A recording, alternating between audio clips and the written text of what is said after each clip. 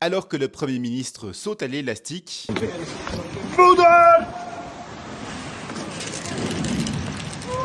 la gauche tente de maintenir une pression maximale sur le gouvernement. Je t'explique tout, mais d'abord, abonne-toi. Alors que la question du génocide en Palestine crispe le gouvernement arizona depuis plusieurs jours et que la gauche fait monter une pression forte sur le gouvernement pour que soit reconnue la Palestine en tant qu'État et que des sanctions soient prises contre Israël, un seul parti y reste fermement opposé, l'EMR. Voilà pourquoi les jeunes socialistes flamands ont décidé de mener une action symbolique. Ils ont projeté sur les murs du bâtiment du MR à Bruxelles, bougez, boucher, Free Palestine. Le message des jeunes socialistes flamands est donc on ne peut plus clair. Pour eux, GLB nie le génocide en cours dans la bande de Gaza en bloquant toute forme de reconnaissance d'un État palestinien et ça, ils n'en peuvent plus. De son côté, le PTB a décidé lui de demander à la région wallonne et la région bruxelloise d'avoir des sessions parlementaires pour discuter aussi de la situation en Palestine. Ça emboîterait ainsi le pas au gouvernement fédéral et à la région flamande. On peut voir ça comme une manière pour le PTB d'essayer de mobiliser tous les niveaux de pouvoir